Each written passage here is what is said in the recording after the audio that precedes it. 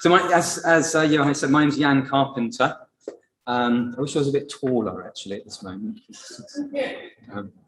Maybe you could lower it, but and I am a social worker of now 24 years.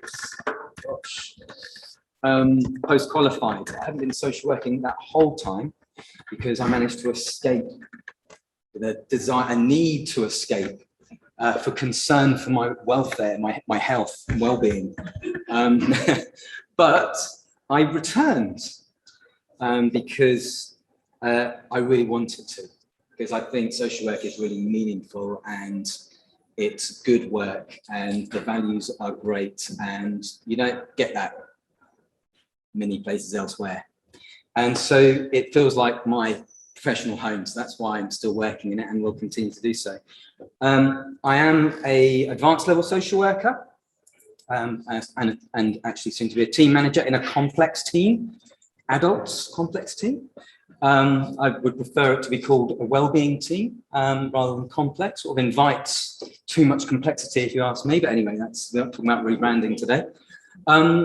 I have worked pretty much across all of adult social work in learning disabilities, older people, hospital, mental health, forensic mental health, safeguarding, and even worked with the CQC in care homes. So lots of experience, and I'm here today because, well, really for 5 reasons, really. One, because what I've just said is that it's a passion of mine for me to look after my own well-being as a social worker. Also because I'm interested in my colleagues' well-being as well and their resilience. And professionally, I much prefer more social workers to stay as social workers because we've got a bit of an outflow going on at the moment. And I'm curious as to why that is.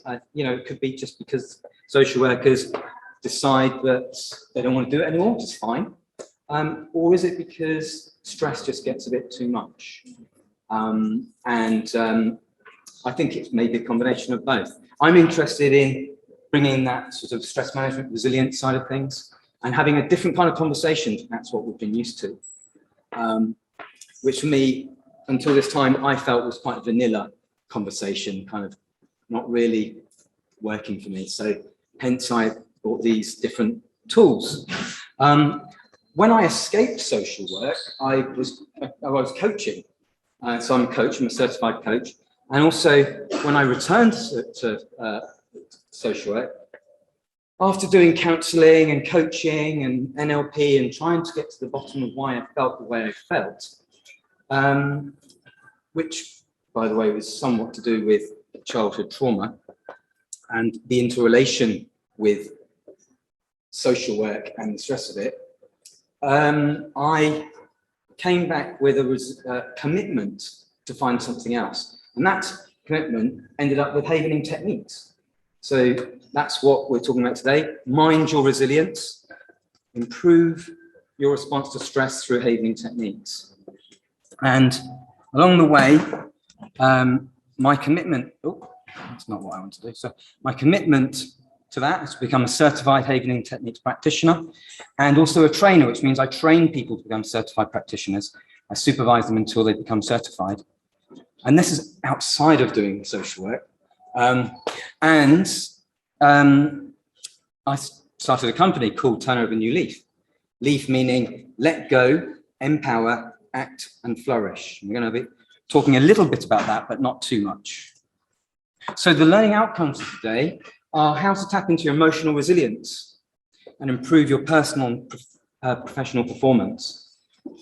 The link that your performance in relation to management of stress, the stress spectrum, and the link between stressful emotions, health, well-being, and performance. An introduction to havening techniques, and a little bit of the neuroscience underneath it. How to create calm in the brain and nervous system and reduce in-moment mental stress through self-havening. How to let go of unhelpful emotions and grow positive emotional states. Actually make positive emotions and then do that time and time again so that actually it turns into a trait, a habit, a trait, perhaps a character trait. And then what are the potential benefits of social work? Quite a lot to cover in the time we have. So I'm going to swiftly move on. So as I say, I started this company, Turn Over New Leaf, which is a community interest company.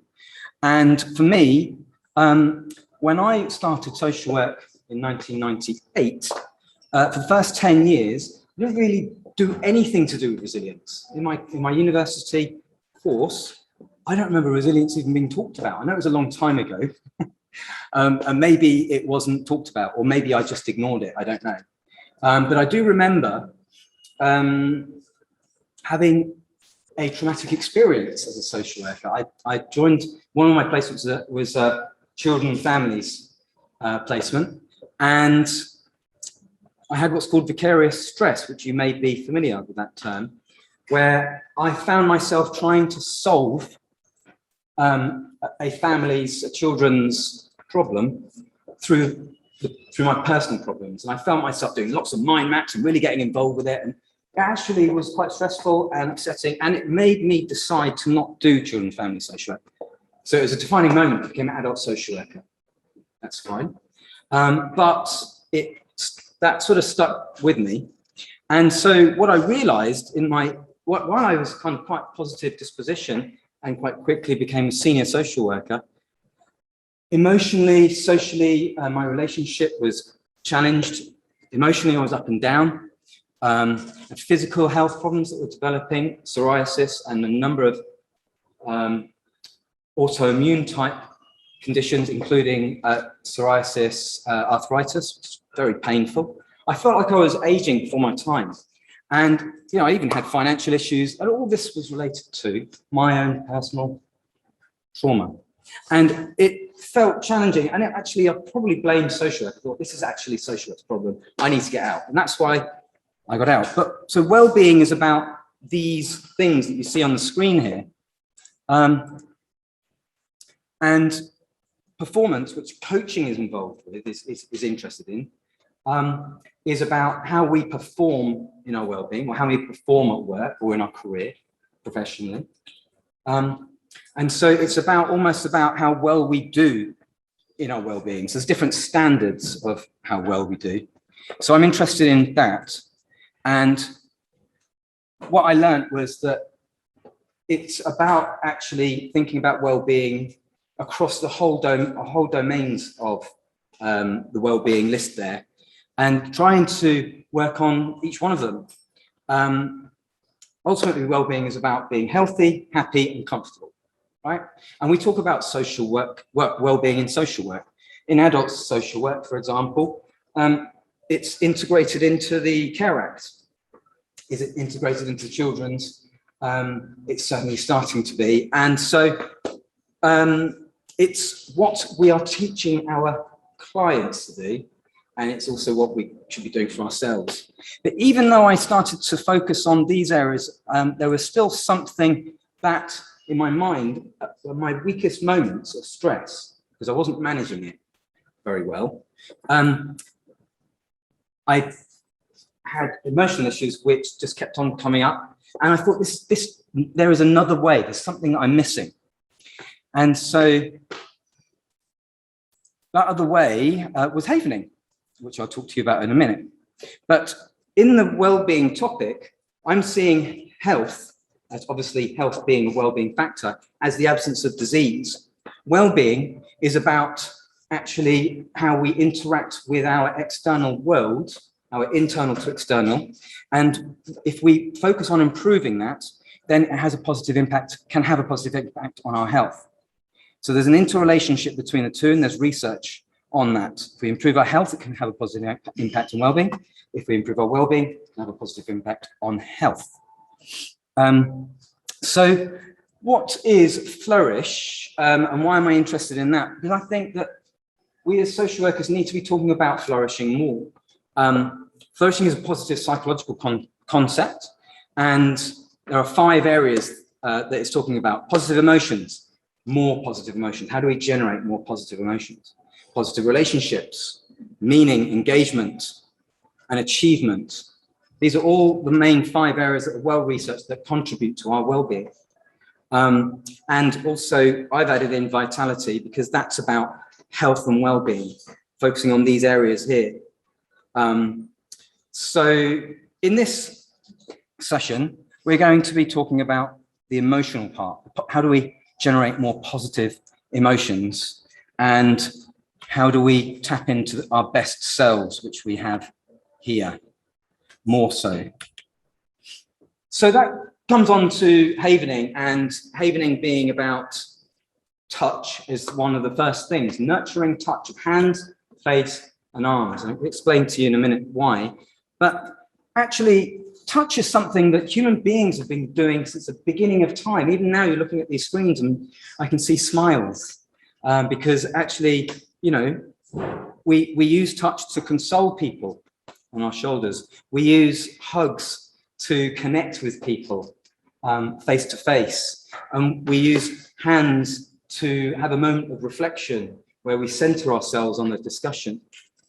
We know intuitively that these areas of nurturing touch, and I appreciate the word touch might be a little bit contentious in social work, but I've had many conversations about this. Probably need to sort of re-mean the word touch, rebrand it, because in havening, it has positive connotations.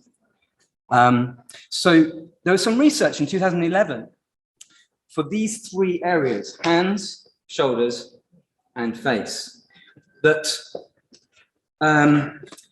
when we rub those areas, or stroke those areas, or touch those areas, it increases brain waves, particular type of brain wave called delta brain wave, which we naturally experience in deep non-dreaming sleep.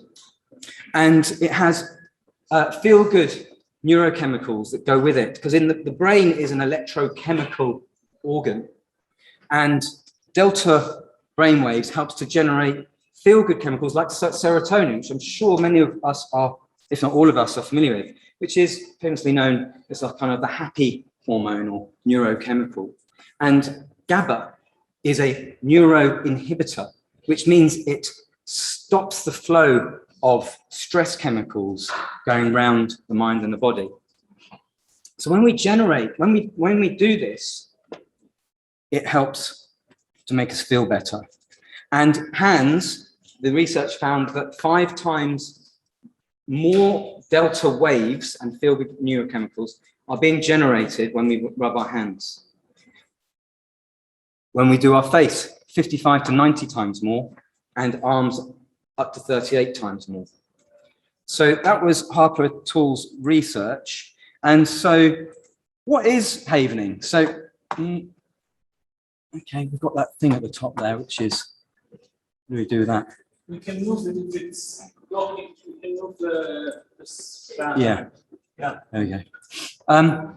So a definition, which is probably hopefully one of the simplest definitions, it's a neuroscience-informed technique that uses the power of nurturing touch, we call havening touch, to generate healing brainwaves and feel-good neurochemicals.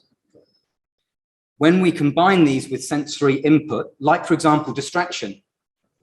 I don't know if any of you have had children or familiar with the idea that distraction is one of the best tools for behavior management with children, I find, with my children anyway.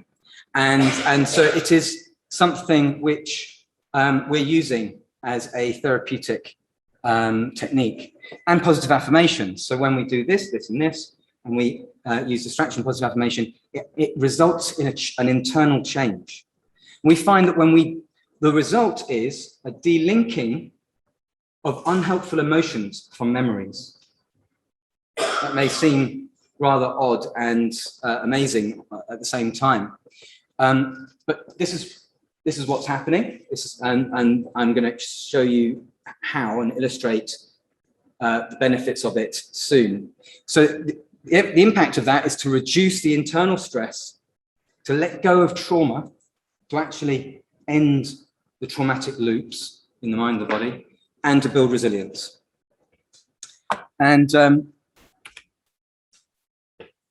okay, so let's just trying to move things on a bit and move that around. So Dr. Ron Rudin was the guy that was the original creator of this. He produced a book called When the Past is Always Present. And he says, havening techniques engages our inherent biological systems to permanently heal, strengthen, and empower our minds and bodies. So what I'd like you to do as a little starter for 10 is to have a go at doing some hand havening, just bringing your hands together. And we do need you to be open-minded and to follow through and have a go at this. Bring your hands together and just as if you were washing your hands, you could do it really fast. You can do it really slow. You can do it from side to side. You can do it around, any way you want to do it. And while you're doing that, you're generating feel-good neurochemicals. You're changing something in your mind. You're generating brain waves. And there's research about that, which I'm going to go into.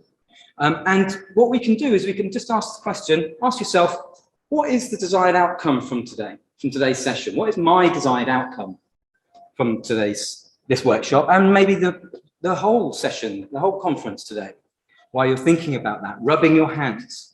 What's your desired outcome? What is my desired outcome? And what am I hopeful for? It might be to do with your own stress. It might be to do with the desire to become more resilient. Whatever that means, we're going to look into that.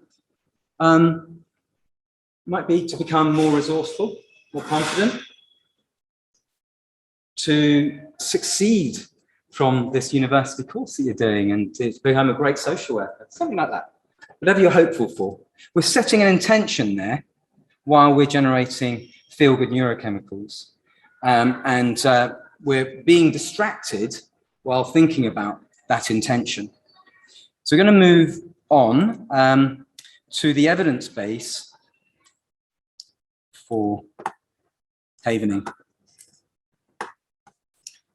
So firstly, there are similar but different therapies.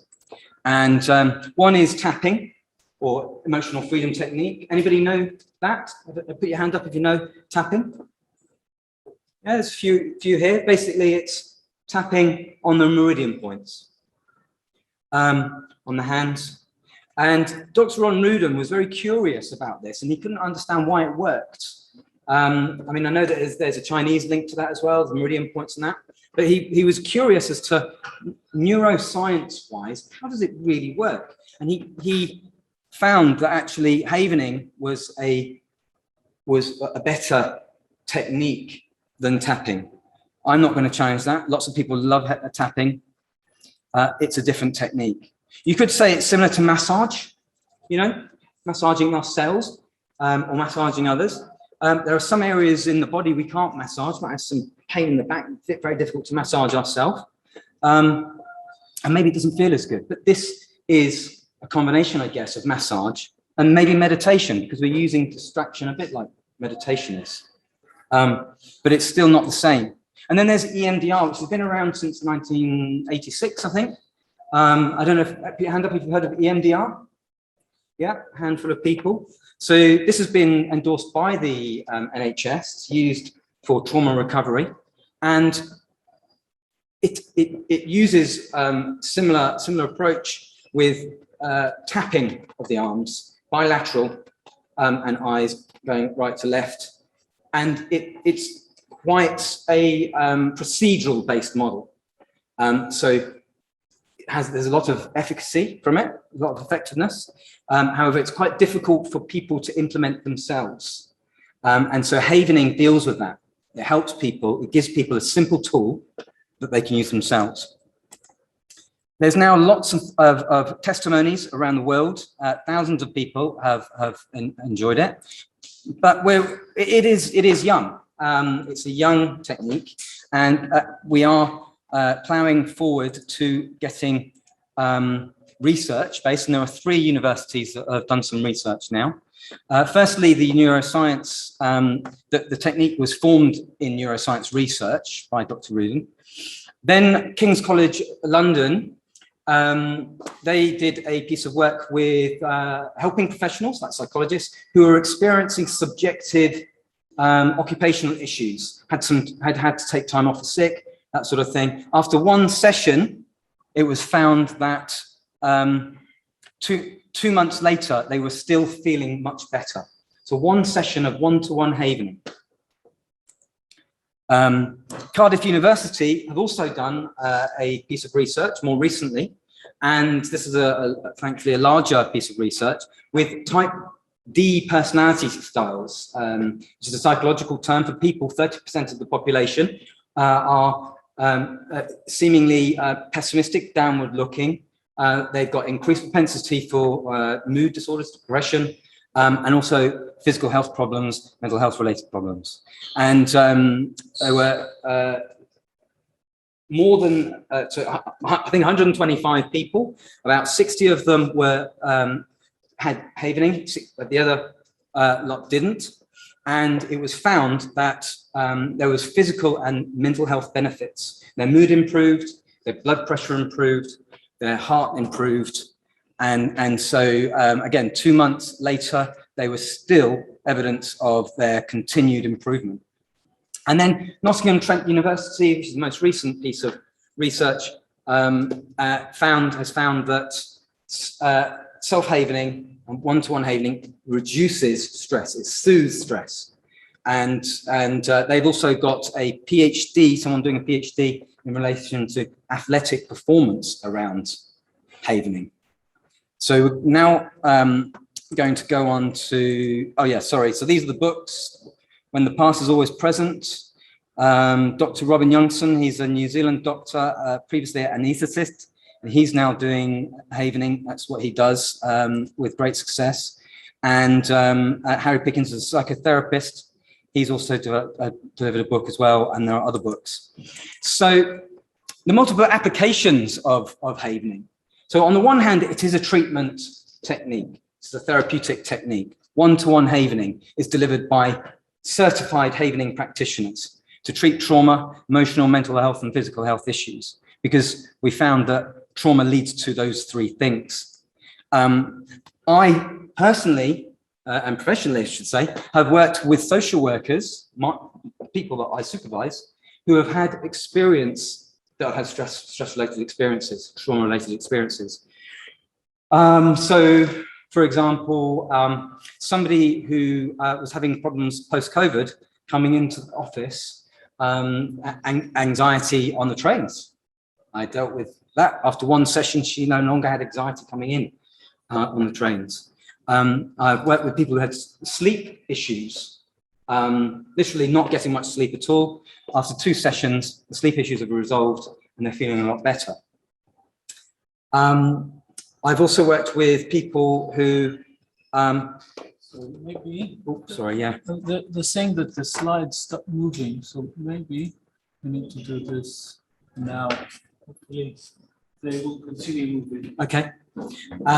So I worked with somebody who was taking a lot of time off, one of my supervisees, because she had hay fever, really bad hay fever. 2 sessions of havening, and the hay fever is no longer there. And 4 years later, she still doesn't have hay fever. And you know, she had pain, joints swollen, eyes swollen, gone.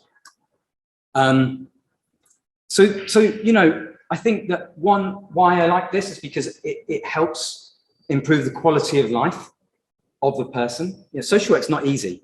The least we should expect is to be able to have good well-being, to be able to operate, and so that's why I enjoy doing it with my workers. And so there are more. There are social workers who had lost, bereavement, had foggy thinking, stuck, wasn't sure whether to leave social work, decided not to leave social work afterwards. That I think is wonderful. Yes. So.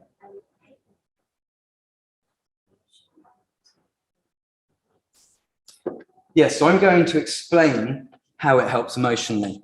It will unfold. So it will answer your question.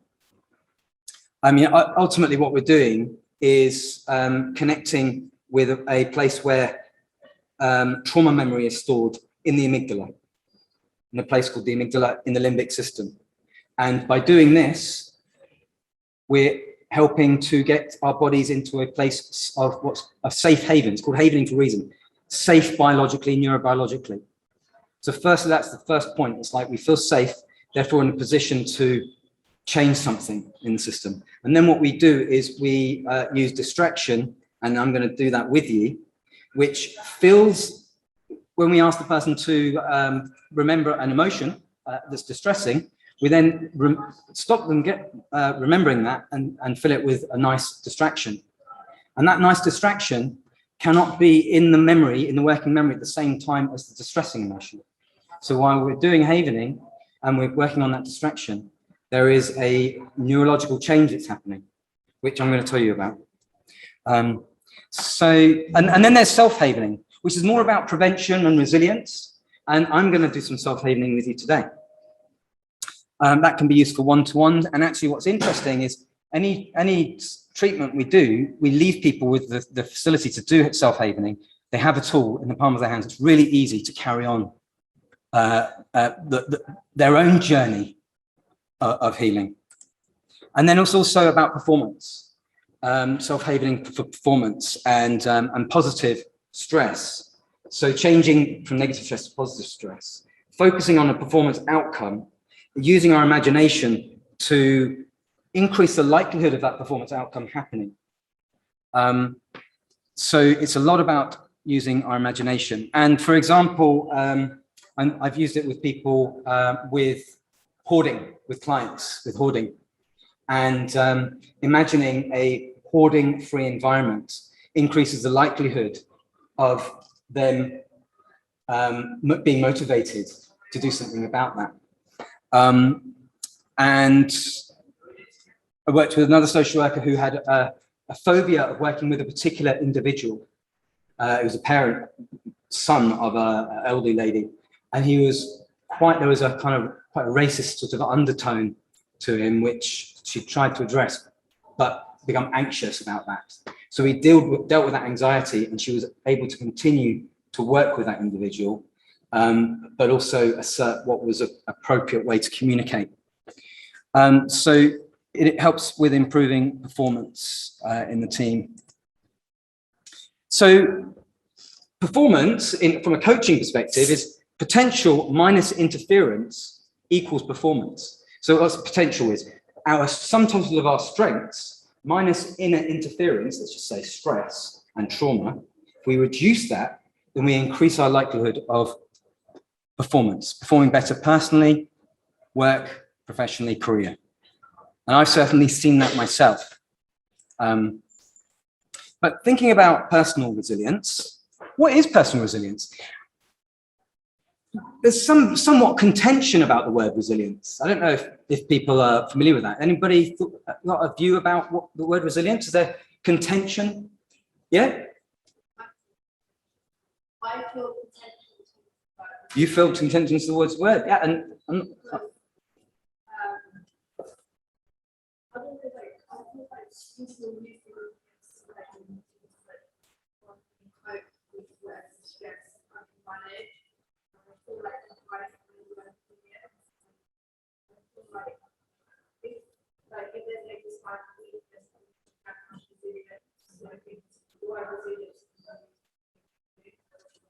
and that is exactly why people, social workers, have some aversion to the word resilience. But I want to challenge that. And that's my objective, to challenge that, because I think it's a really great word. And I'll explain why I'm going to challenge that. But firstly, it's about, firstly, it's about remaining hopeful, resourceful, positive, maintaining a state of effectiveness and self-efficacy, that is, the ability to focus on our well-being in any given situation.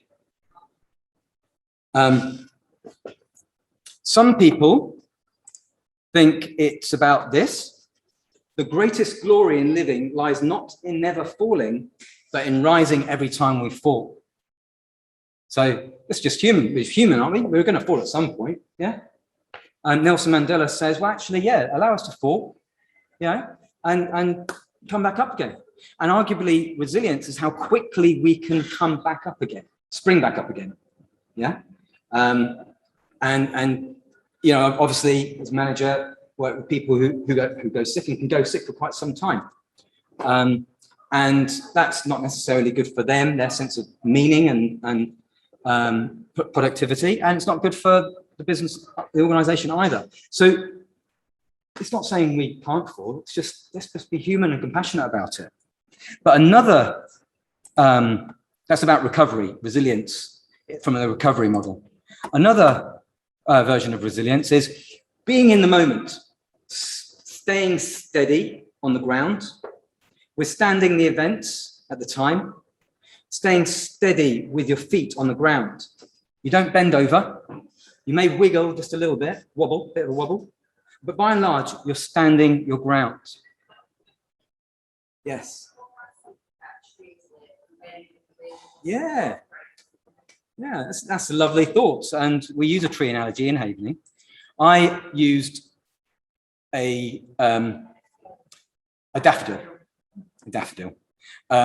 which is in a situation, clearly in a place of adversity, popping up through some concrete, and it's still standing up. But this is the thriving model of resilience. And so while, yes, I actually buy into both. I think it's important to buy into both. But I think from my viewpoint is that actually if we can move towards a thriving model of resilience, then we can withstand the adversity that we are in. As social workers, we're going to be faced by adversity. And that may be for productive reasons, or it may be just because there's a lot of madness in the organization and they can't pull themselves together to work it out. There's a lot of great councils, and then there's a lot of disharmony and chaos in councils. But still, we've got a personal and professional role to maintain the stance. But if we fall, then we fall. But we want to have the skills to come back up again. So our personal resilience helps our professional resilience. And these are sort of almost internal. And then we have the team resilience. And then we have the organizational resilience. And I feel that they're sort of external, and they have external impacts on us. We are somewhat vulnerable to the influence of the organizational resilience and the team resilience. At the moment, for example, it's really difficult to recruit social workers. We've got a great team, but it's quite relentless because we're down on social workers, and so our team is actually low in resilience. But despite that, to what extent have we got social workers that can weather that resilience? Not blame them for being weak because they can't. Be compassionate, support them. But it is, I think, a partnership, between all of those aspects. And that's important for me, authentically, to have this conversation about resilience. So as a manager, my responsibility, for example, is to improve the team resilience. And also to have a positive impact on the organizational resilience, to voice what needs to change to improve the external environment. So I'm moving on to the stress spectrum. So is resilience the opposite to stress? Let's just, let me just move that down there, sorry. So what is stress spectrum? Is resilience the opposite to stress? Anyone got a view about that? No, you think it's not the opposite to stress. Resilience is not the opposite to stress. Yes. Somebody says that you think it is. No, I would say it's not. Okay. And I would say that yes and no. Being the diplomat that I am, diplomatic person I am. Positive stress. The most obvious metaphor for positive stress is sports. Because sports, they have short-term projects or tournaments. They are preparing for that tournament. They have probably a lot of support to prepare for that, to optimize the outcome of the competition, them winning. They are stretched, but they also within their capabilities. And then once they've done the tournament, they get feedback. And that feedback makes them go, yeah, it's a tangible thing. We either did well or we didn't, whatever. It's a solid thing. It's done. Now I'm going to rest and recover. So that's motivational, and it taps into neurochemicals which are well-being enhancing. And there's about 5 neurochemicals that help that improve our well-being, our health. The opposite to that, you could argue, is distress or negative stress. Let me just move that up there. And so negative stress is typified by long-term, rather than short-term, long-term performance. It keeps going. And often we might not have the support that we need. Often we might be asked to do things that are quite outside of our comfort zone. And then we don't necessarily get the support or the training to do that. Ideally not, but often we can find that because we're learning on the job as we go, not often. And so as we're kind of on the cog, and particularly, for example, with not enough social workers at the moment, we may find ourselves with a higher caseload. And that's my job as a team manager, to manage that, to not provide a big caseload, but to support resilience, and to tolerate perhaps a waiting list, or to load everybody up.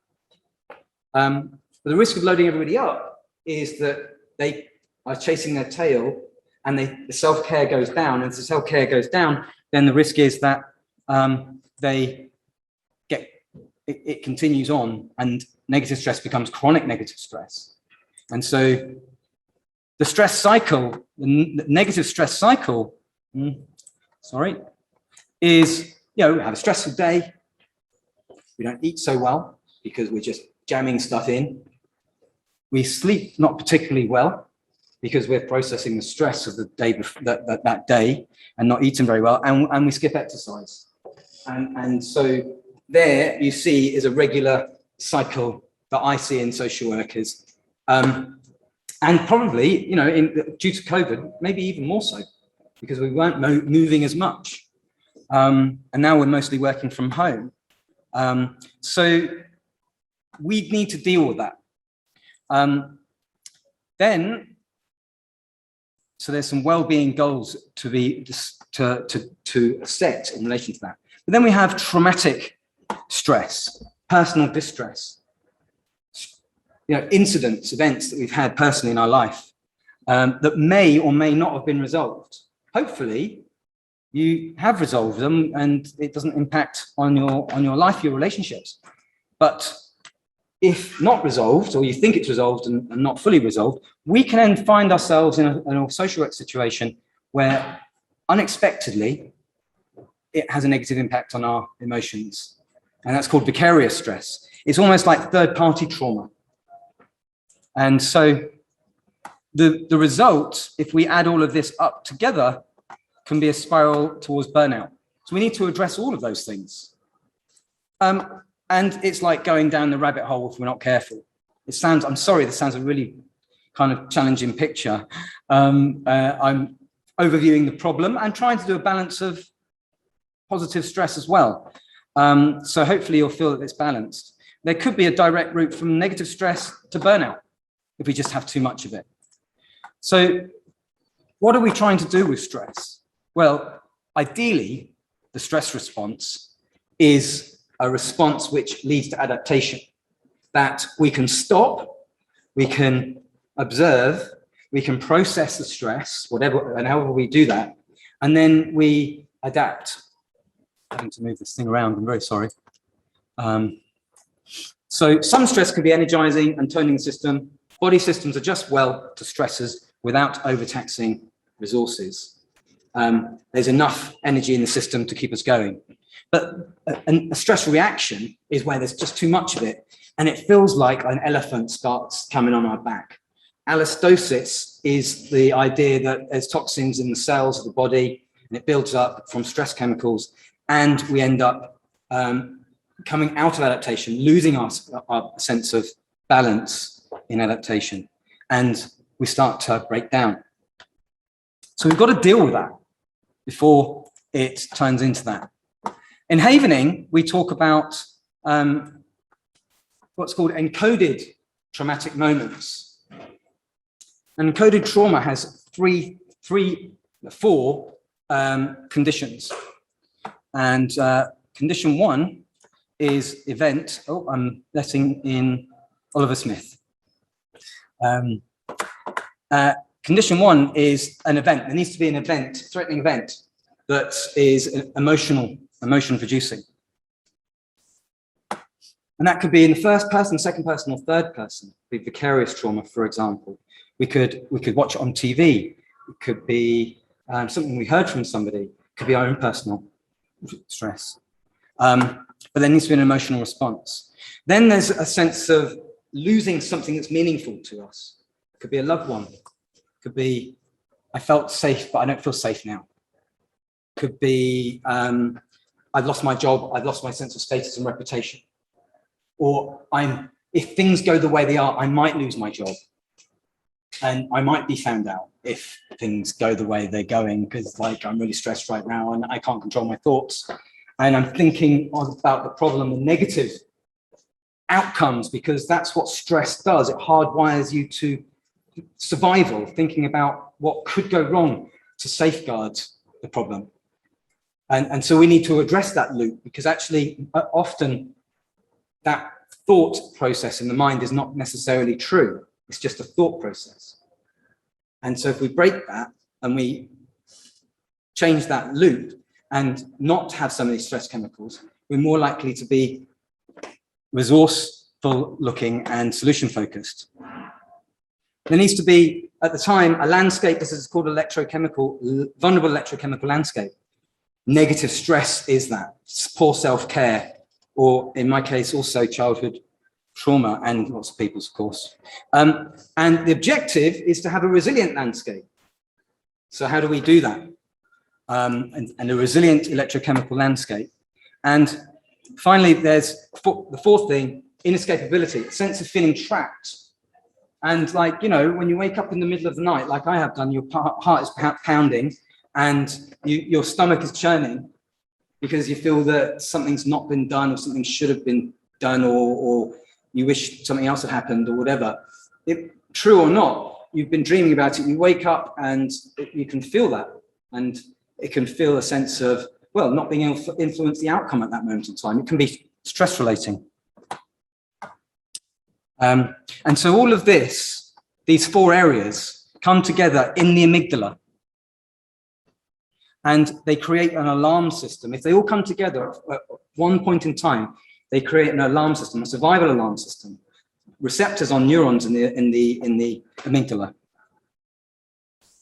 And burnout is one of those possible outcomes.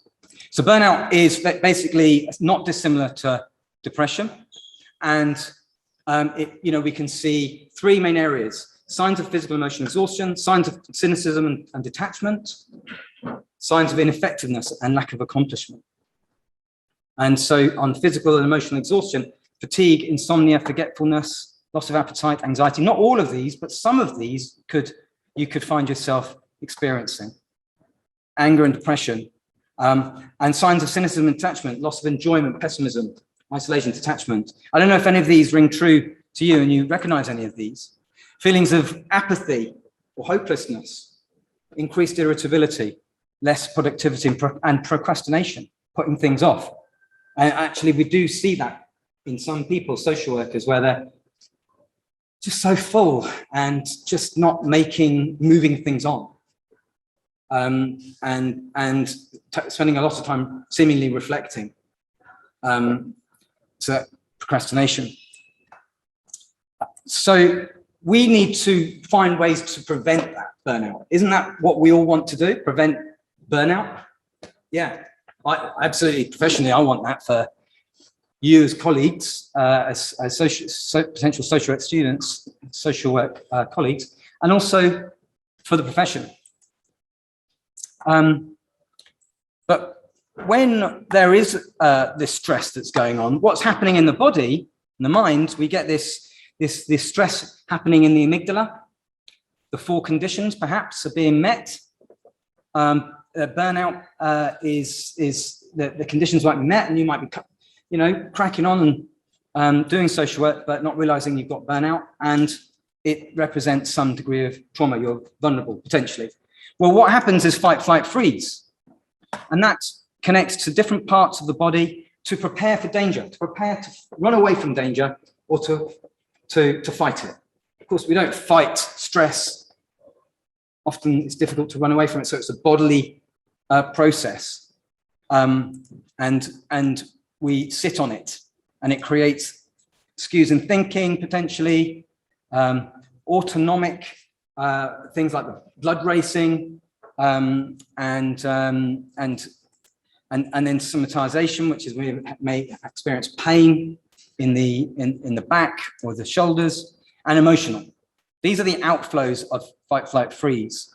And so we need to break that, because what happens is there's a decrease in empathy, compassion, mindfulness, joy, and groundedness. And that doesn't sound very good as a social worker to not have those. I think you would agree.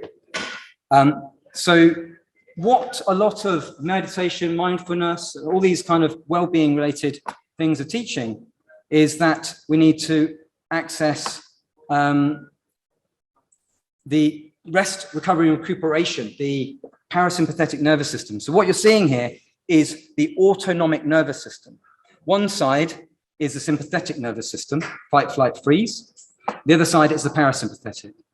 And you can see that there's nerves that go to all the different bodily functions, but the right side, the survival side, is got a direct line to it.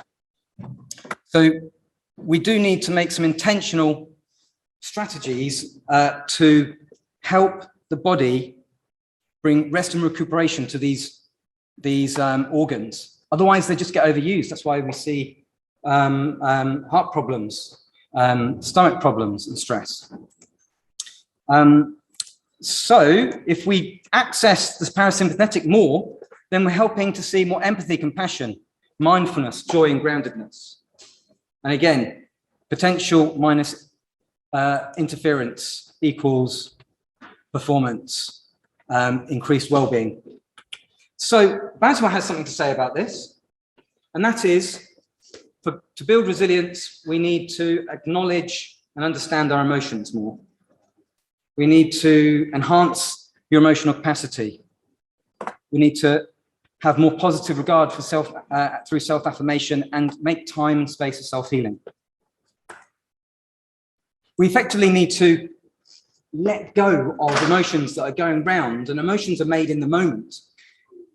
Based on our past and our current situation, emotions are like neurochemicals that are making us feel a particular type of way. And they get caught up and go cycling around the system, and we end up having an overflowing bucket, which we end up having to do things like self-medication, comfort eating, and things like that to patch up the holes. And ideally, we would be in a situation where the bucket was empty, kind of. We want to have more emotional capacity, at least. And so we can create that through havening. So 90% of health problems are considered to be stress-related. Not just stress-related, but stress-related. If we deal with the stress, then we can reduce our health problems, as I have done and others have done. So we've done a little bit of havening, touch. These are the brain waves that the brain experiences. There's 5 that we measure.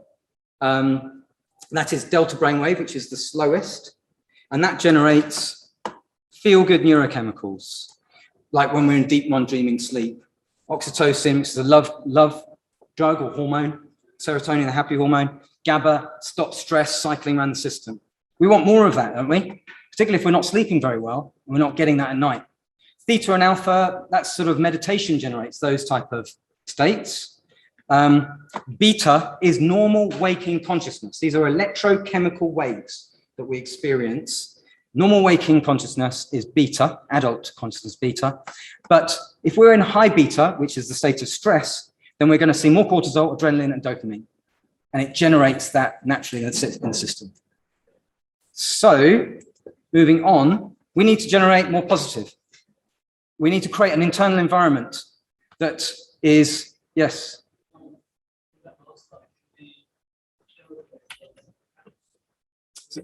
Say again?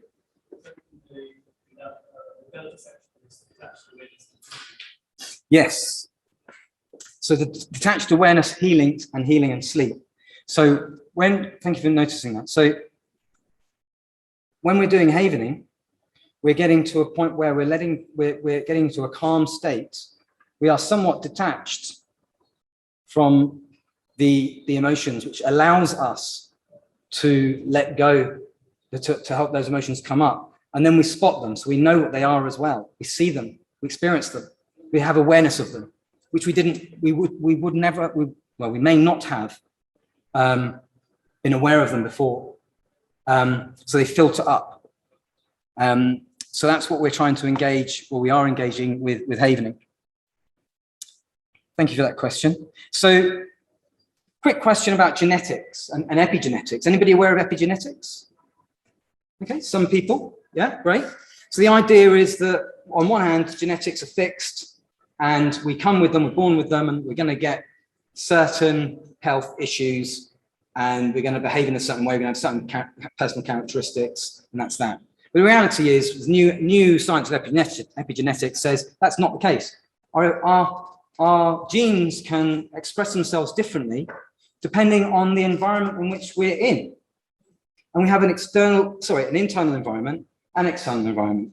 So our job is to, again, generate more positive emotions through generating more neurochemicals, feel-good neurochemicals.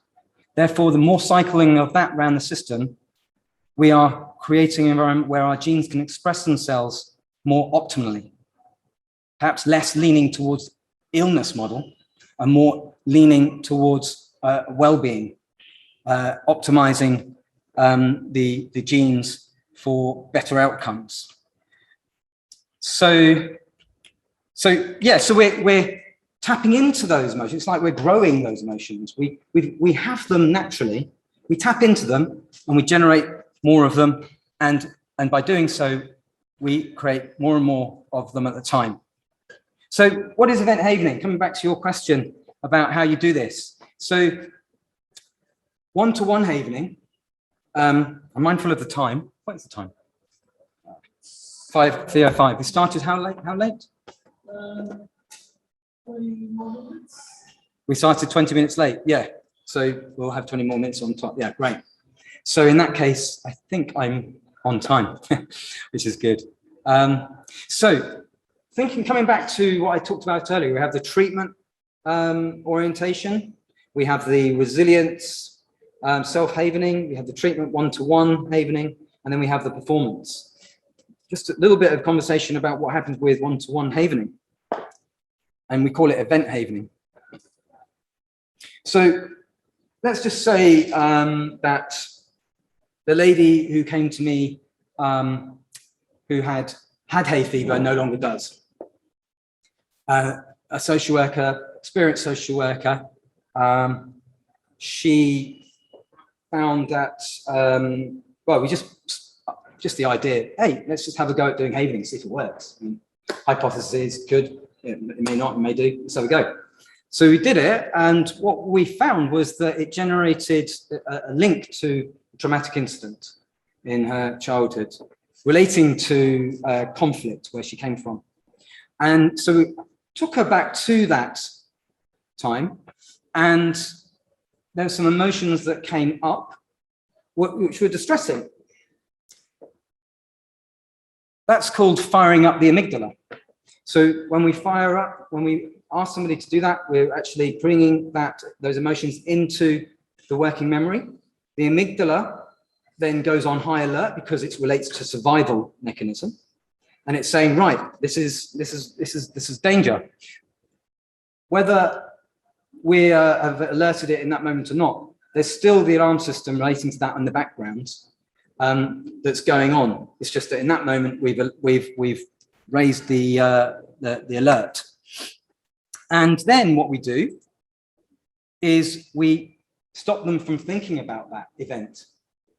We ask them to rate out of 10 how distressing, sorry, we first asked them to rate out of 10 how distressing that event is.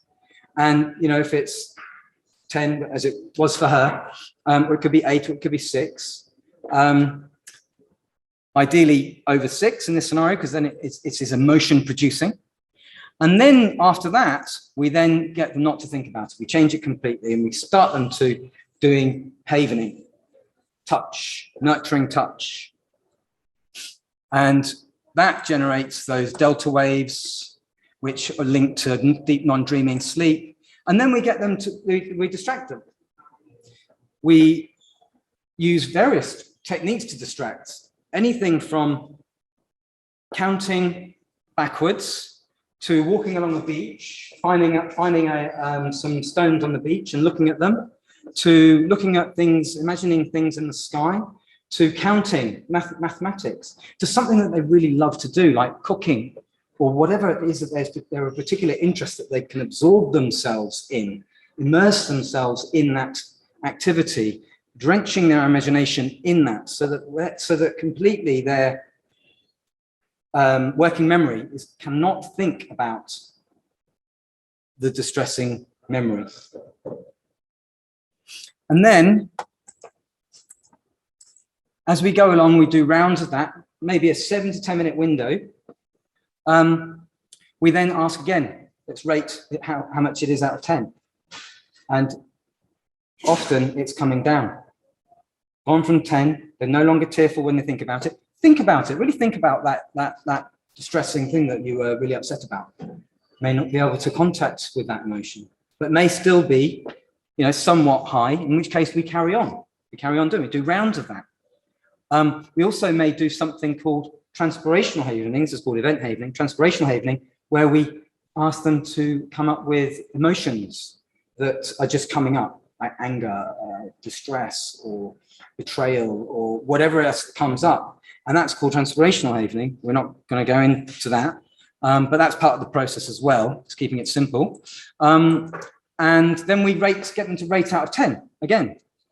And then we do rounds of that. And then at some point, they're going to start feeling calmer.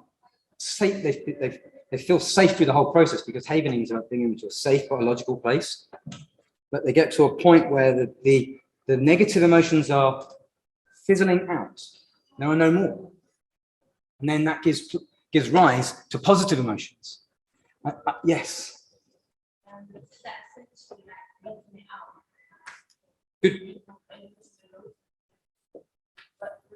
Good question. Good question, and actually one that comes up a lot. I'll explain to you in a minute why in more detail, but basically what we're doing is we're actually lifting the alarm system off the neurons in the amygdala. So we are working on it. We're actually removing the emotion, the unhelpful emotions that are linked to the memory that's causing the distressive fight, flight, freeze circuits in the mind and the body that cause the distressing emotions. So we're not saying that the memory is gone. The memory actually hasn't gone. It's the emotions attached to the memory. The memory is freed to be neatly filed, perhaps in the hippocampus, where long-term memory is filed, where memories are filed long-term. So it's almost like it's freed, and then it's neatly. And so, yes, it's a really good point. And actually, lots of people want to talk in havening because they're used to that model of talking, and that's absolutely fine as well, because that's called talk havening. And when we do talk havening, emotions come up. I realised I'm really angry about that. So we do some like, okay, let's just express some anger, and then it's taking the heat out of it. It's taking the emotion away. The memory's still there, although sometimes people don't even remember the memory, but it has been neatly filed. And so if it's no longer a bother to them, isn't that the objective? It's not suppressed. I think suppression is suppression and the emotion together. You push it down, and then you end up having a layer of psychological layer of bubbling stuff, which can come up in moments of weakness or moments of low resilience. This isn't that. It's neatly finding the memory and discharging the emotion. I don't know if that answers your question. So you get to a point where they can only express positive affirmation. I feel a lot calmer. I feel more in control. You know, I feel lighter. Lots of people say, I feel so much lighter. Like the burden has been lifted off their shoulders, even though there was no real weight, not like a real elephant on their shoulder, but you know, there's a metaphorical elephant on their shoulder. And so it also leaves a space then when they're in that sort of positive space where let's just say calm is the thing. Well, let's repeat the word in calm. Calm, calm, calm, and really sew that into the amygdala, positive emotions, replace it with the negative. And then it's like, well, what if you really did feel calm? We have this sort of thing called informational havening. What if you really did feel calm? You turn the volume up on that calm. How would that have an impact on your life? And then we have outcome havening, which is, okay, so you feel like, what outcomes is that going to give you if you had that? And so, for example, you know, we could be actually doing a visual image of having a really great day in social work and everything's going really well. Sewing in some really positive things where they feel like they're in control, feel like they're creative, solution-oriented, and it increases the likelihood of that happening. And so all of this, sorry, I'm mindful I haven't been very good at giving the people online the attention, but hopefully you're getting benefit. So all of this is about the amygdala. There are two amygdalas, reducing the traumatic stress emotions in the two amygdalas. And this is part of the, I don't know if you're aware of the three brains. There's part of the reptilian brain, which was about survival, which is this part here with the limbic system. And then we've got the mammalian brain, which is about attachment. And then you've got the human brain. And we've got the executive function here. So when this operates well, we can improve our executive function and our decision making. So, okay, moving on. So to answer your question, what's really happening? Right, got 5 minutes for this. So this is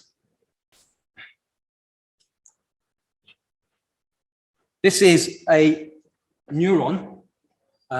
Very pleased with this, by the way. My daughter made this on her iPad. So very impressed with how she did that. Don't know how she did it, but anyway. So this is, imagine this is the green line there is a normal sort of electrical charge, electrical impulse, which is going through all of our neurons. They imagine two neurons. We've got, what is it, 86 billion in the mind. It's not a small amount. We've got electricity coming through here. Then in the middle, we have a chemical exchange. Hang on, let me just go through it. Then in the middle, we have a chemical exchange. And that chemical exchange gives a message to the next neuron what to do next. That's, in very basic terms, that's what's happening.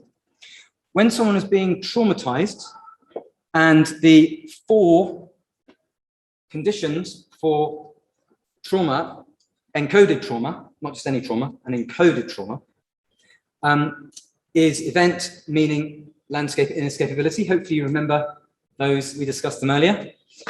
Those have to be met.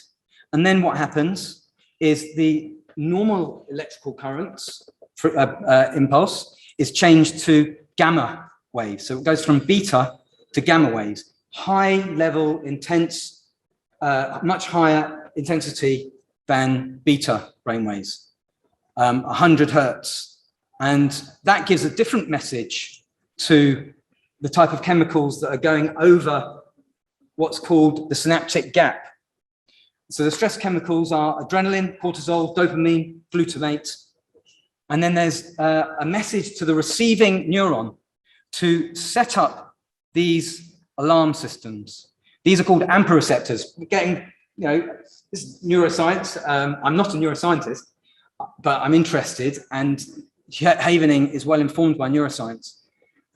But this is probably the simplest version of it, that when that trauma is happening and the gamma waves come in, we have the exchange of stress chemicals that come over the gap. New AMPA receptors are set up, which say, right, there is an alarm system set up. It's a survival loop. We need that alarm system to remember not for that to happen again. And there you have a encoded trauma. And it makes sense. How else do we learn from trauma? How else do we change so drastically from not being traumatized to being traumatized? Well, we need a change, a neurobiological change in the system. And this is an argument for that. This is what, and neuroscientists agree with Havening that this is exactly what is happening.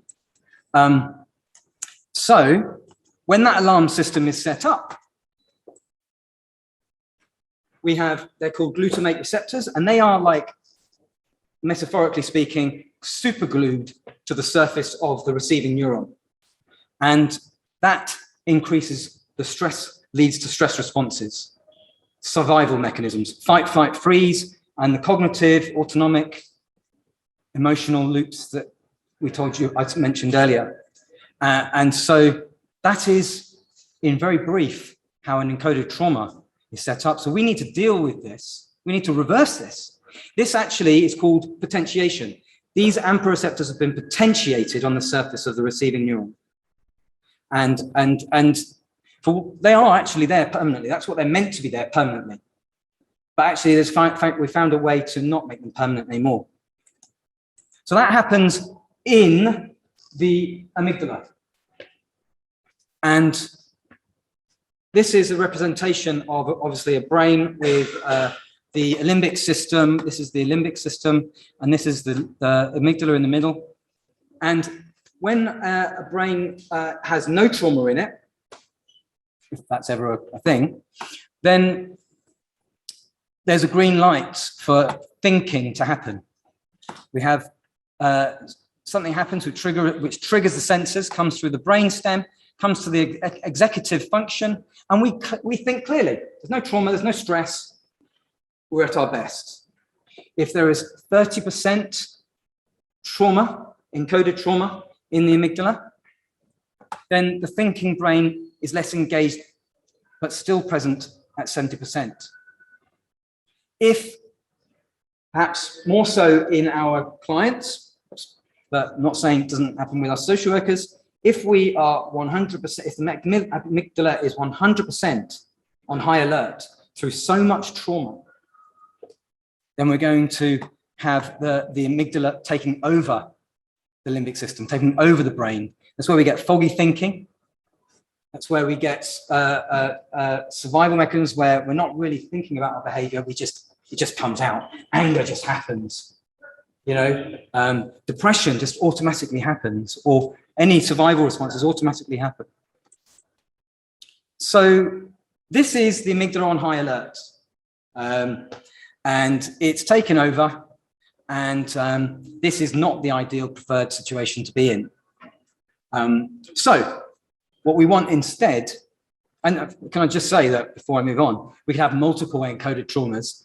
And so here you've got, 2, 4, 6, but I know that amygdalas can grow in size. They can expand. We don't know whether they expand because of more trauma, or whether the person was born with a larger amygdala and can take more trauma. So research hasn't quite figured that out.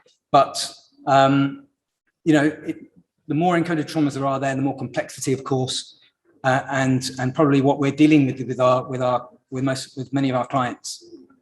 But so Havening, what's on the other side? Mindful. Oh gosh, we're running out of time. Need to swiftly move on. So what's happening with Havening?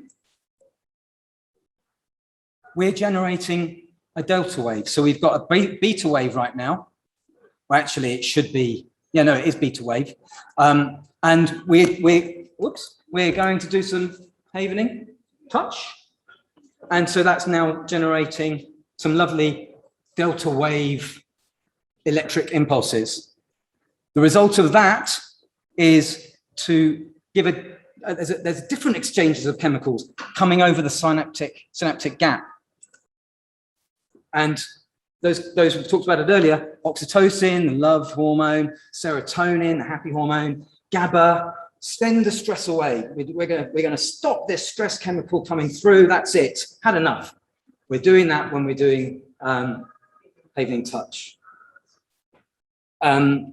Obviously, we're not just doing havening touch. We're also doing the other procedures that I mentioned earlier. And we give a different message to the receiving cell. Electric impulses, new chemicals, lovely chemicals, make us feel good. Different message to the receiving neuron. Yes. We don't need this alarm system anymore. It's not required. But to do that, we need to home in on what the trauma is.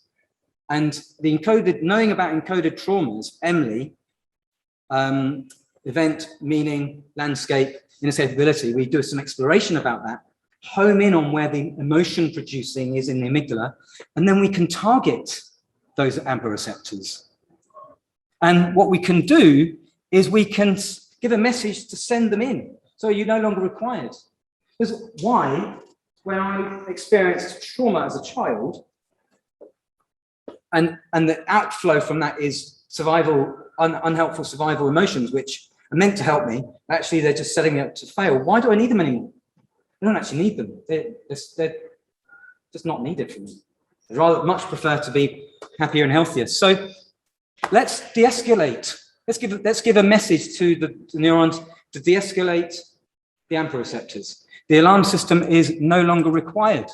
It's deactivated. It's actually rewired. There's a new rewiring going on. The loops of stress chemicals aren't happening, which means you've got different messages through the nervous system. The autonomic nervous system is sending different messages all around this loop. There's neurons in the brain, the heart, the gut, the spine, and the brainstem, and they all talk to each other. And so we've changed the circuit. And what we do is we remove the superglue, no longer required, and that then helps to de-link the emotions from the memory, from a traumatic memory. So again, we're not removing the memory, we're just deleting, removing, delinking the distressing emotions that cause the stressful experience that weakens our resilience. So we end the fight, flight, freeze loops. We end the negative cognitive, autonomic, somatosensory, emotional. There's less pain in the body. I worked with a social worker who's had pain for some time after childbirth. She fell down the stairs while running from one meeting to another, carrying her laptop. She fell down the stairs, and it was awful. And then a couple of years later, she's still, at pain, and worked with her a couple of sessions. Actually, it was just one session in this case, and it didn't remove it completely, but it meant that she didn't have to keep on taking painkillers which were bad for her gut. Enough to not be an irritation to her. It became less of a problem. So before we move on to doing actually some havening, I've got this chap here who looks quite funny looking at that, but he's a service user who has or had severe hoarding, and he had some havening from me, and it was with the intention to address this hoarding. And I just want to do a couple of snippets before we actually start doing some havening. Gosh. I've seen enough of myself on video this week. So. Understand it. What is it? Did you say? Okay, so I would describe havening as a type of tactile self-therapy, in the sense that it's almost like a method to, I find that it almost like slows down my runaway train of thoughts, just enough for me to actually catch up with myself, take stock, and then get on with what I need to do. It's very much based around touch, either so like on your arms or your face or whatever else. And sort of like the idea is it's kind of a soothing method. And it kind of implements soothing, like I say, soothing, but also some distraction, some rationality, and some cognitive behavioural methods as well, I suppose.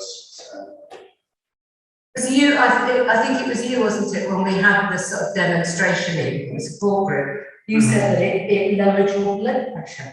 Yes, I was very surprised, I'll be honest, I was a little bit, when I heard about it, I was a little bit cynical, but, you know, I obviously gave it a go, but I felt so much better afterwards. I had to take my blood pressure anyway, and I was absolutely gobsmacked how low it had gone, and I just found that, obviously what I came to our support group to do, I just thought, well, I'm not even going to wait till to finish. I'm now in the right frame of mind to just get on with a little bit of what I need to do. So I was very impressed, and obviously that's why I asked you, Heather, for a little bit more information about it. So there is more. I was going to show you a little bit more, but that's probably says it all in a nice little nutshell. You know, he was able to work on his hoarding, his clutter, straight away. He felt the need and desire to do that, which he hadn't been feeling before. So that there's a de-stressing but performance-orienting element to that. He performed better as a result of having havening. So we're now going to move on to doing some havening practice. Yes, of course.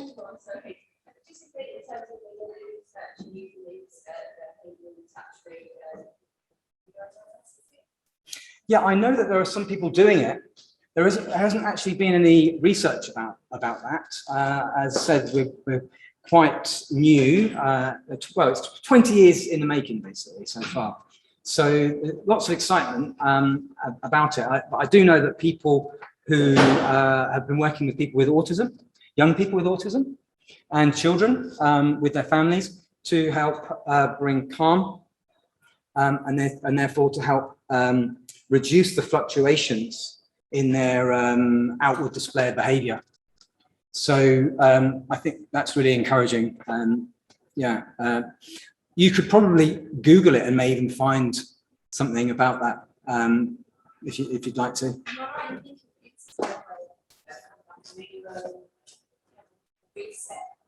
It kind of is, isn't it? It kind of is like a reset, isn't it? And you know, that's one way of putting it. Yeah. Another way of putting it is pulling out weeds, sowing in new seeds, growing new emotions. Another way of putting it is deleting the kind of unconscious programming that's resulting in certain behaviors, emotions, thoughts, and by deleting them, changing outcomes. So there's different metaphors for it. So any more questions before we move on? I'm mindful that we've got about 15 minutes, haven't we? Okay, so is there scope to maybe go on a little bit more? I don't know if anybody has time to, or not at all. Right, great. So building a personalized inventory of distractions. So this is actually about you not doing event havening, but you having the tool to change your emotional state.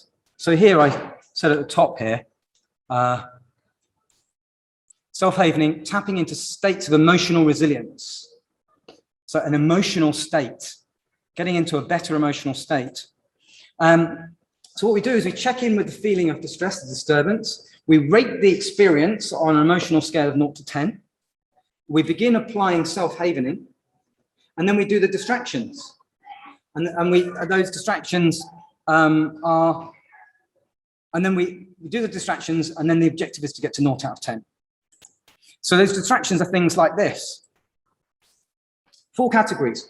Movement, a category like alphabets, naming, favorite foods, numbers, counting, doing maths, or just doing 60 to 0 in freeze. You have to be doing something which immerses the working memory and engaging in it. If it's too simple, like just counting 1 to 10, it's too simple. You have to do something which immerses you in there. And then even songs or humming, anything that distracts. So if you've got like something which is a sport that you like doing or a hobby, that would be an amazing thing to imagine yourself doing fully and completely. Seeing it, feeling it, watching the outcomes from it, smelling it, immersing yourself in that, drenching your working memory in it. And so what we're going to do is we're going to try and do that. Okay, so what we're dealing with right now is descending emotions. So think about the line down below, the emotional parrot. This is kindly come from Cannes, this wonderful image. But look at all of those emotions below the line. There, you can see that they're downward-looking, descending emotions. So you might want to look at that and go, okay, yeah, I recognize some of those in the last day, week, whatever it is. Okay, just take a moment to look at that and tell me if you spot something that you recognize. Put your hand up if you spot something you recognize. All of it. All of it, all of it. You've experienced all of those in 1 week, possibly, maybe. You know. I'm really honest. Yeah, right. So then, in that case, if it's a lot, homing in on maybe 1 or 2 or 1 that you really think that really connects with me right now. Actually, I find that the most resonates with me, and then rate that out of 10.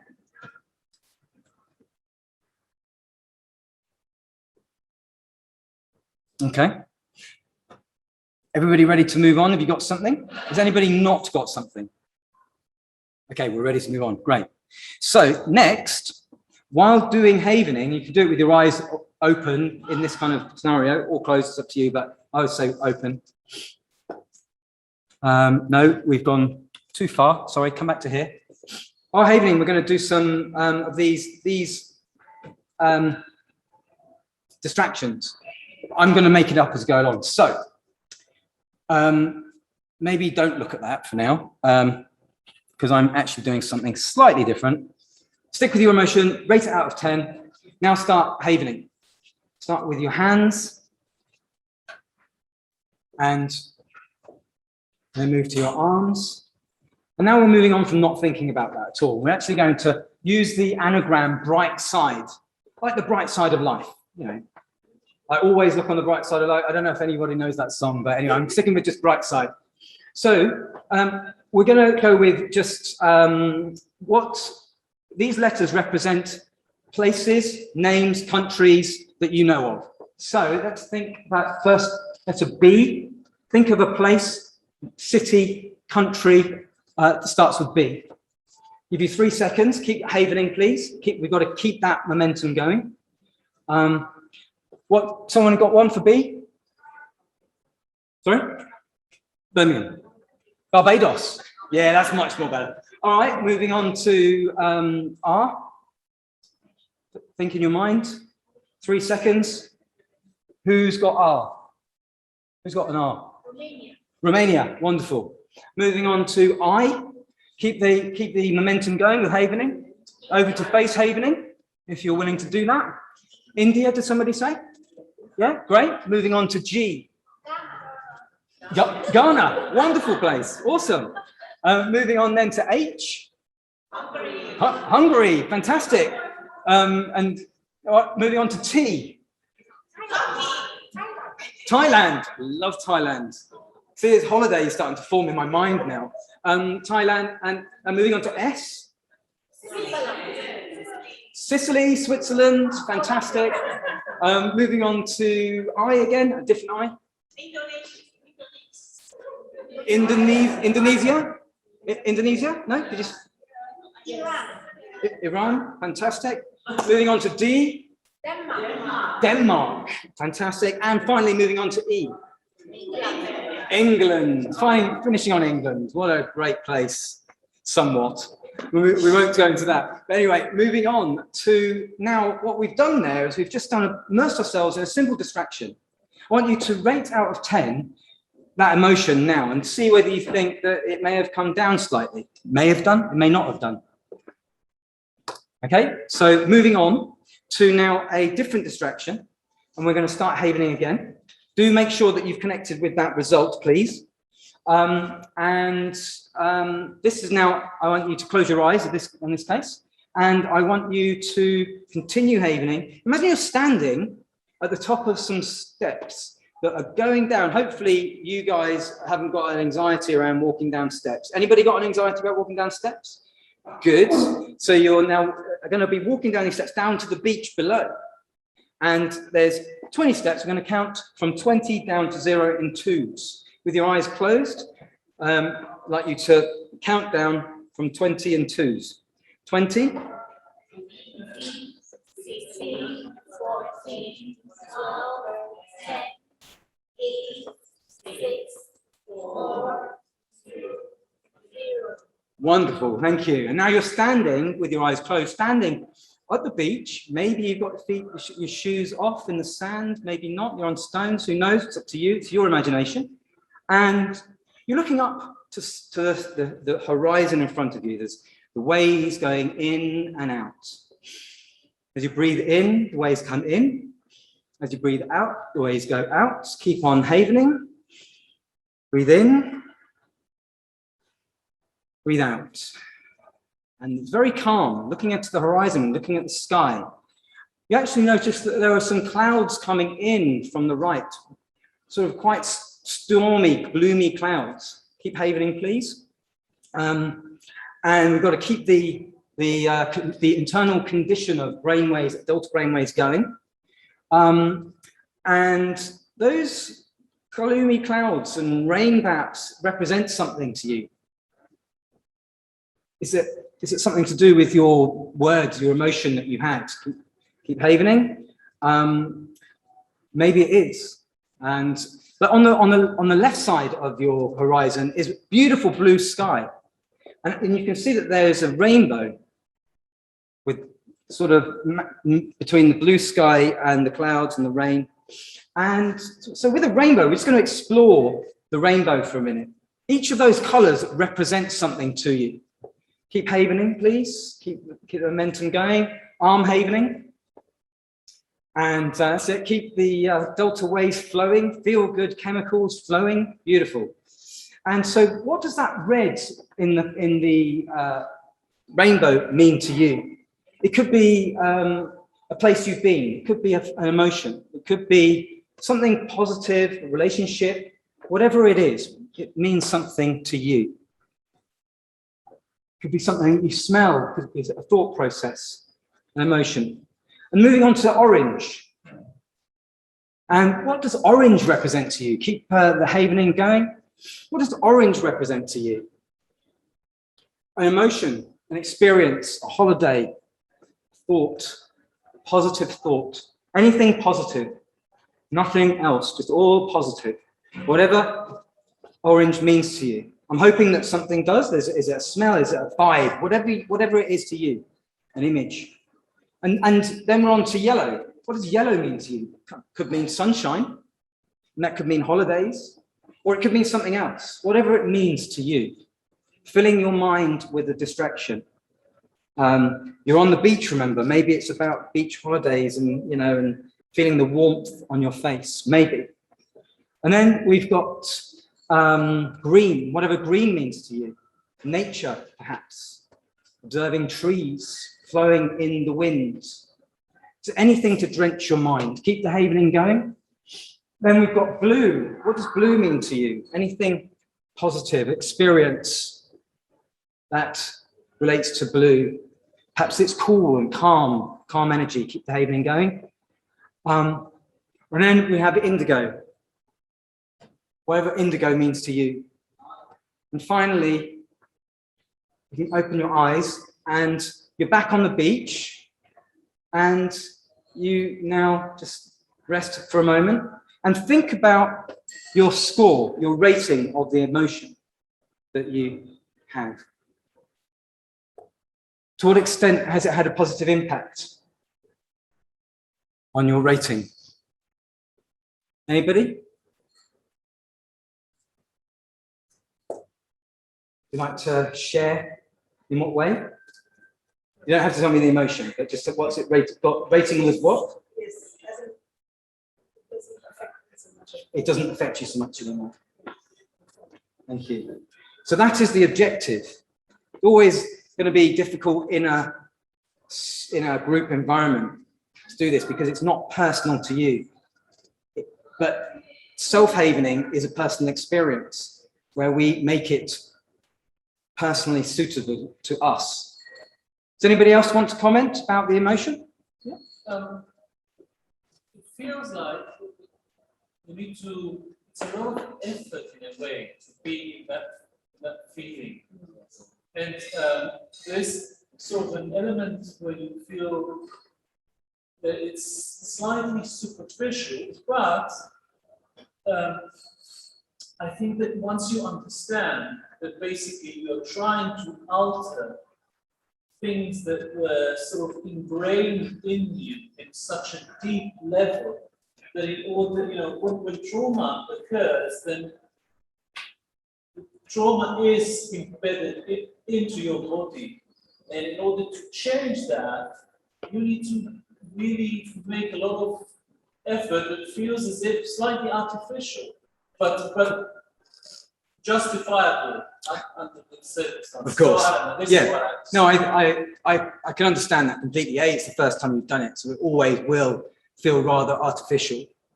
No, but at the same also time, it feels as if you can do something. It Yeah. also gives you sort of sense of power in a way. right? Empowers. Yeah. Interesting. Yeah, that's great. Yes. And it feels a little bit like giving yourself that self-love. Yeah. You're absolutely. thinking nice ways to distract Yeah. yourself from a negative emotion. Yeah. And you're touching yourself. So Yeah. you're giving yourself that self-comfort, that self-love, Attention. attention. Yeah. Yeah. Being in the moment, so you're mindful of what's going on. Mindful. Yeah. Yeah. Absolutely. That's and doing that for a couple of minutes in the middle of the day to get out of the zone that you're in, the automaticness of it. You could do it in the morning when you wake up. You could do it after finishing work, before you go to bed, or at lunchtime, or you guys, whatever mode you're in. You can do it when you feel the need to. Hang on a minute, I'm feeling a little bit. Let's just do a little bit of that. And the great thing about that is that you just need to do it. What I found with meditation and mindfulness is that I didn't do it, basically. I didn't do it, and I didn't practice until when up to the point when I really needed it the most. And therefore, I couldn't do it. It didn't work for me. In the middle of the night, actually, often, when I wake up and think, oh my God, I wish, or, feeling distressed, whatever. It's like, actually, I can do this, and I can do it quickly, and then I can move on. You've got something to say? Yeah, you. I felt quite sort of, stimulating on a sensory level, but then the kind of imagination stuff and the very visual person is a kind of imagining Fantastic. that. Always say before, I can't be bothered to have anymore. That's how it works. Yeah. There you go. There you go. You've interrupted the negative loop that would be there in the background, gnawing away, but you've interrupted that. Now you can get on with your day.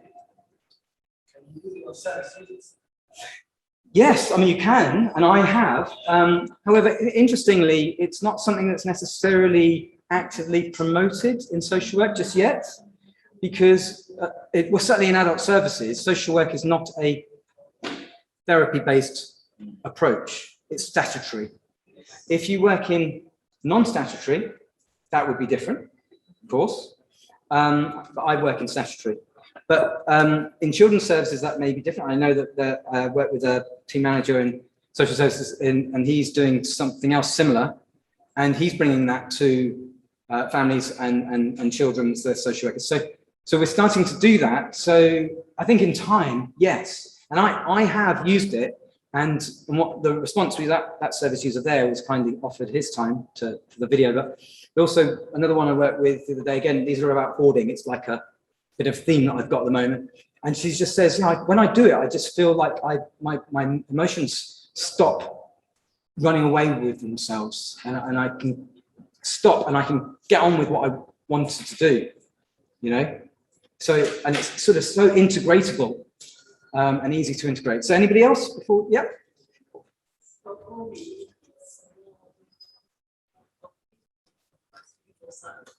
Yes.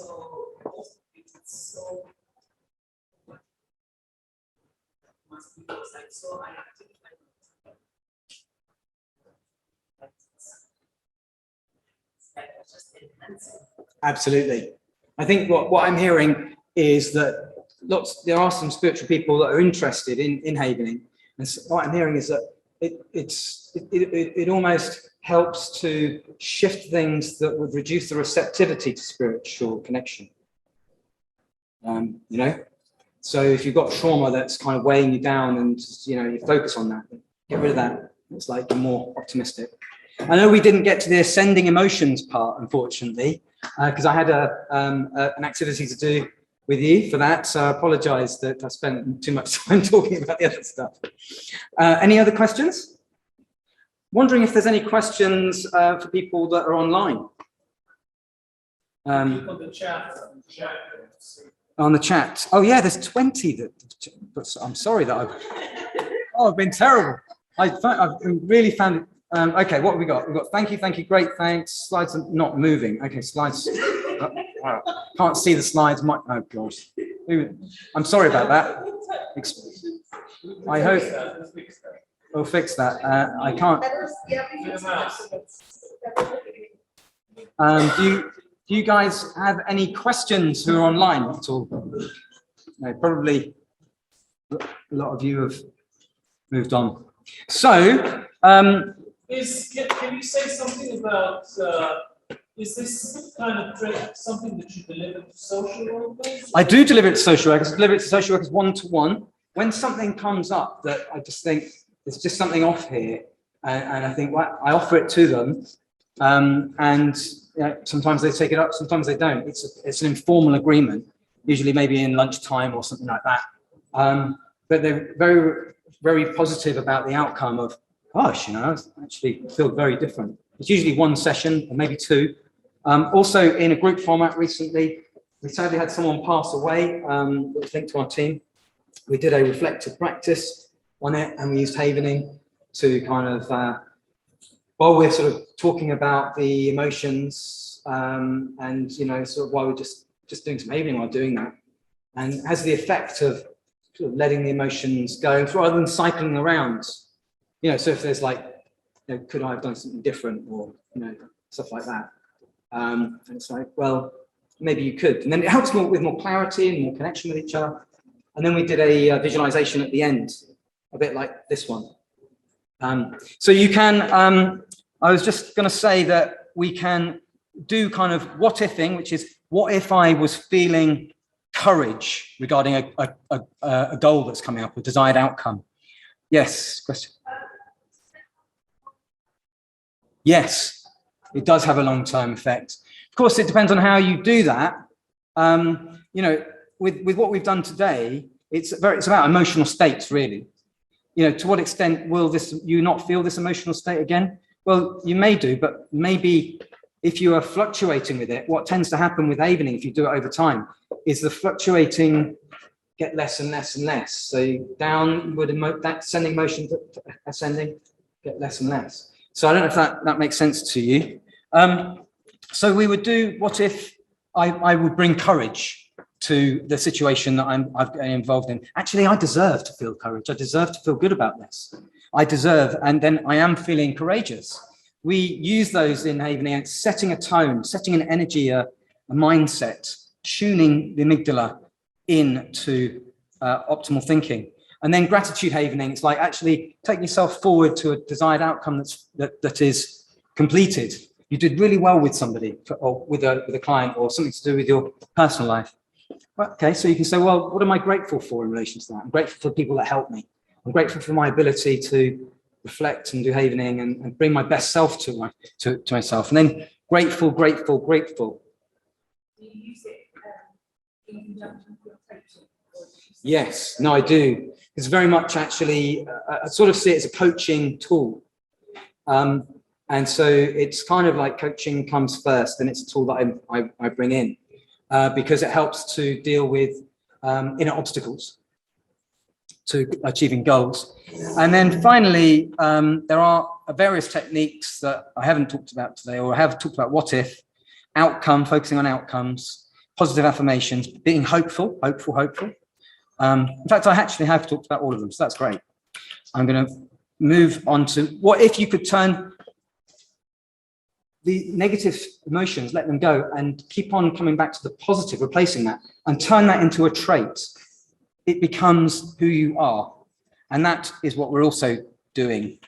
And then finally, this is a bit technical now. I'm not sure if we have time for this, so I'm not going to do it.